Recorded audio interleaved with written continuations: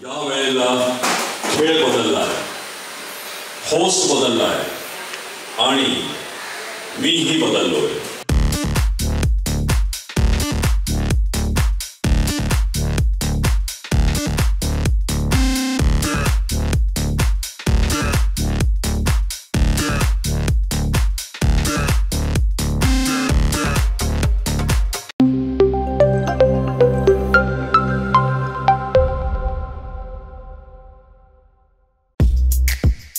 तब्बल 2 वर्ष आपण ज्या क्षणाची वाट बघितली तो क्षण फायनली आलाय, तो म्हणजे बिग बॉस. आणि हा बिग बॉस, या बिग बॉसचं घर कसं असेल हे बघूया आता थोड्याच वेळात.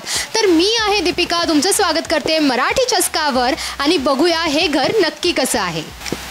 तर तुम्ही बघू शकताय की पिंकिश पर्पल अशी मस्त अशी रंगाने सजलेली ही सुंदर रूम आणि त्याच्यावरती इतकंच छान असा बेड आणि छोट्या छोट्या डिटेलिंग्स दिलेल्या आहेत, अगदी छोट्या छोट्या छान प्रकारे बघू शकता. आणि ही आहे कॅप्टन रूम. तर कॅप्टन रूम ही कायशी अशी असणार आहे, जॉईंट वॉशरूम देखील असणार आहे आणि त्याच्या बाजूला तुम्ही बघू शकताय की बाहेरचा हा एरिया आणि इथेही सगळे बाकीचे स्पर्धक असणार आहेत.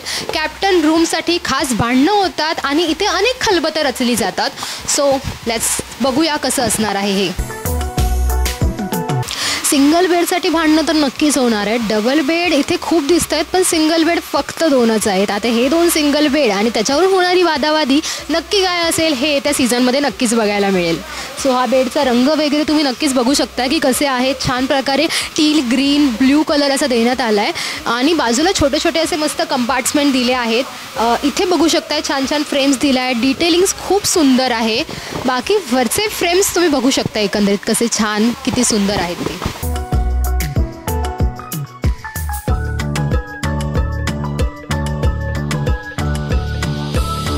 कशी दिसते मी? छान दिसते ना.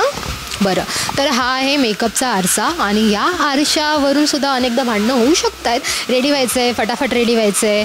खरं तर ज्या वेळेला विकेंडचा वॉर म्हणजे सावडी जेव्हा असते त्यावेळेला रेडी व्हायची खूप घाई गडबड सुरू असते आणि त्यावेळेला काय होतं इथे मस्ती ती तुम्हाला नक्कीच बघायला मिळेल.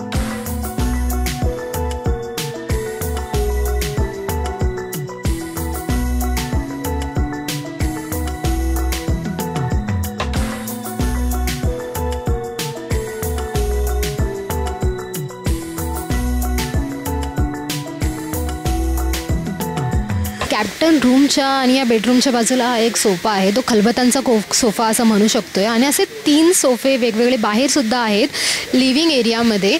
सो ते पण बघूया जिथे खूप सारे गॉसिप्स आणि खूप सारं प्लॅनिंग देखील बघायला मिळतं.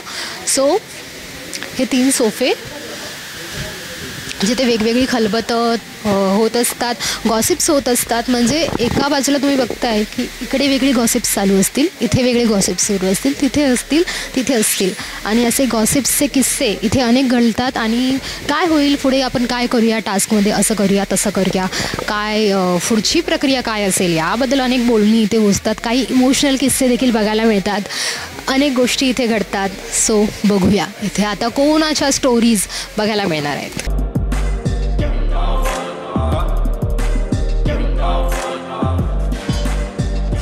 तर इथे आपण बघतोय की हे दरवाजा आहे की काय आहे नक्की. आणि हा शीश महालात आता मी घेऊन जाते. हा शीश महाल नक्की काय आहे, नेमका काय आहे, आता कॅमेऱ्याच्या डोळ्यानेच बघा.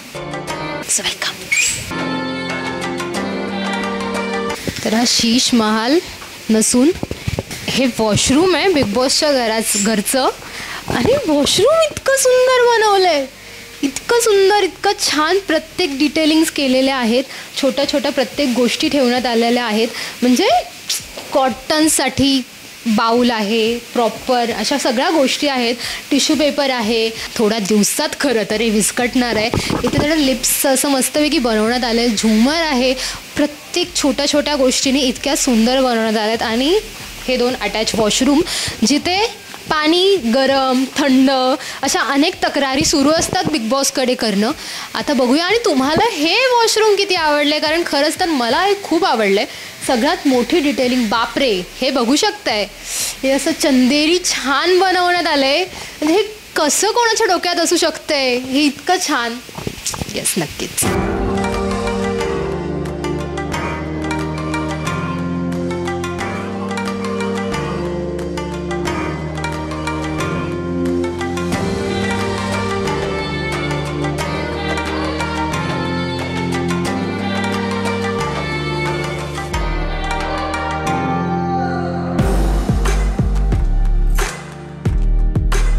तर आता मी जिथे उभी आहे तिथून सुरू होते ही कन्फेशन रूम आणि त्याच्याबरोबर जिथे बिग बॉस सगळ्यांना सूचना देतात ती रूम सुरू होते आणि खाली पूर्ण कार्पेट बघू शकताय. एकंदरीत किती सुंदर कार्पेट बनवण्यात आलं आहे. प्रत्येक छोट्या छोट्या डिटेल्स म्हणजे इथे देखील फेसेस आहेत कार्पेटवरती. डोळे तर आहेच, बिग बॉसचा डोळा सगळ्यात महत्त्वाची गोष्ट, पण कार्पेटमध्ये सुद्धा यावेळेला इनपुट सगळ्यात मोठे दिसत आहेत. आणि बिग बॉसचा एकमेव टी व्ही या घरातला जिथे अनेक सूचना येत असतात आणि इथे मस्त असे प्राणी लावण्यात आले आहेत मिनिएचर्समध्ये. छान छान फेसेस देखील आहेत मिनिएचर्समध्ये. पूर्ण बघू शकताय की कशा प्रकारे प्राणी वगैरे आहेत सगळ्या ठिकाणी. म्हणजे किती छान, किती छोट्या छोट्या बार्बी डॉल वगैरे यूज करण्यात आली आहे. म्हणजे सुपरमॅन्स असे सुद्धा मिनिएचर्स वापरण्यात आले आहेत. म्हणजे किती छोट्या छोट्या मायन्यूट्स गोष्टी अशा छान छान ठेवता येतील आणि त्याच्यामुळे हे घर अजून किती छान दिसेल याचा प्रयत्न केलेला प्रॉपर इथे दिसून येतो आहे. इथे बघू शकता एक खलबतांचा इथे होऊ शकतो आहे, कट्टा ठरू शकतो आहे. ही एक जागा. ओके, तर वरती जे झुंबर दिसतं त्याच्यावरती राजहंस पेंट केलेला आहे. टिपॉय आहे इथे छान प्रकारे. आणि ही जागा, या जागेवरती इथे बसायला कधी कधी असं होत असतं ना की मध्ये कोण बसणार, कारण मध्ये छान वाटतं. आणि अनेकदा इथे बसून यावेळेला रितेश देशमुख टी व्हीवरती बघायला मिळणार आहेत आणि रितेश देशमुख इथे बसलेल्या कंटेस्टंटबद्दल काय बोलतील, काय इथे सल्ले दिले जाणार आहेत किंवा झापलं जाणार आहे एकंदरीत, हे बघायला मजा येईल.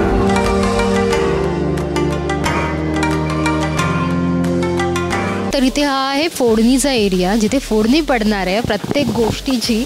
आणि भांडणं वगैरे इथे वेगळ्याच लेवलचं गॉसिप सुरू असतं. किचन एरिया आणि सुरुवात इथून असते की किचन एरिया कोण सांभाळणार, चपात्या कोण बनवणार, एवढ्या चपात्या भात कोण लावणार, कोण काय खाणार. त्यामुळे नाश्त्यावरून जे काय सुरू होतं, नाश्त्याची एका वेळ जबाबदारी, जेवणाची जबाबदारी. आणि बेसिन दिसते आपल्याला की बेसिनमध्ये भांडी कोण घासणार, रात्रीची भांडी, दुपारची भांडी, अशा सगळ्या वेगवेगळ्या गोष्टी इथे घडताना बघायला मिळतात. आणि इथे असे अनेक जण असे मस्तपैकी बसलेले असतात इकडच्या व्यक्तीची गॉसिप करायला, ज्याची जेवणाची ड्युटी असते. सो एक किचनचा बघूया आपण, सफर करूया.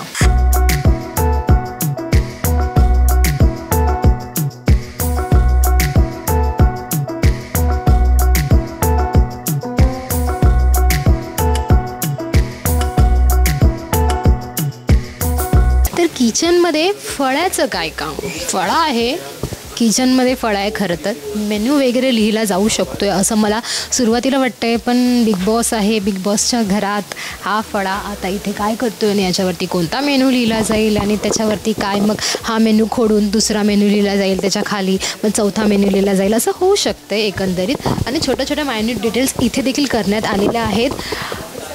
कणीस असं मस्तपैकी मिनिएचर कणीस, अंडी, फ्लावर्स, प्लांट्स थोडे थोडे, लिंबू या बाजूला. आणि किचन एकंदरीत खूप सुंदर आहे. बेसिन, फ्रीज असं सगळंच छान दिसतंय.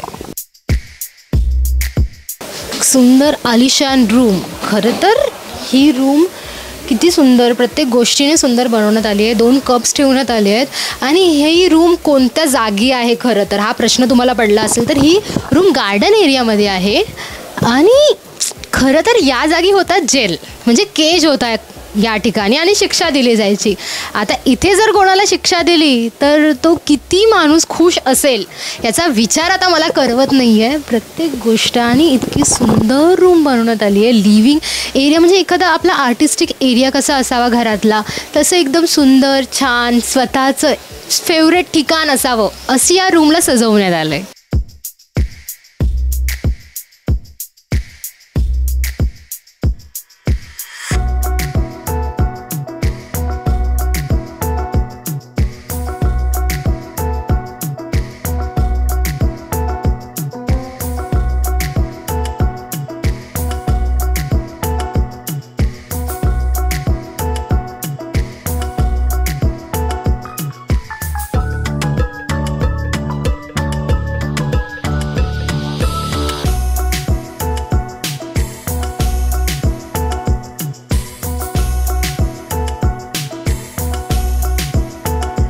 तर ही आहे बिग बॉसची घरची बाल्कनी आणि बाल्कनीमध्ये सुद्धा यावेळेला खूप छान प्रकारे डिटेलिंग करण्यात आलं आहे आणि वेगवेगळ्या गोष्टी ठेवण्यात आल्या आहेत. सोफा सेट्स इकडचे वाढवण्यात आले आहेत. खरं तर मागच्या वेळेला जास्त कोणी ते बाल्कनीच्या एरियात जास्त नव्हतं, होते थोडेफार कंटेस्टंट आणि टास्कसाठी बऱ्याचदा ही बाल्कनीचा एरिया वापरण्यात येतो. इथे काही जणांना थांबवतात, काही जणांना खाली टास्क देतात, असे बऱ्याचदा होतं आहे. सो बघूया यावेळेला हा एरिया किती वापरण्यात येणार आहे आणि किती टास्क होतील या ठिकाणावरून. हा सुद्धा बाल्कनीचाच एरिया आहे बरं का. म्हणजे यावेळेला बाल्कनीत सगळ्यात जास्त इनपुट्स टाकण्यात आले आहेत आणि मस्तपैकी या 3 चेअर्स राजेशाही थाट असल्यासारख्या सुंदर प्रकारे बनवण्यात आल्या आहेत आणि प्रत्येक फ्रेम्स बघताय, इकडच्या प्रत्येक बाजूमध्ये बघताय प्राण्यांचे डिटेलिंग्स करण्यात आले आहेत. थोडंसं जंगल थीम, वूड थीम अशा एकत्रित गोष्टी करण्यात आल्या आहेत. आता बाल्कनीचा आणि या जागांवरती असे राजा म्हणून कोण बसतं आहे आणि त्याच्या बाजूला त्यांचे शिपाई किंवा सेवक म्हणून 2 जण कोण बसत आहेत हे बघायला खूप मजा येईल.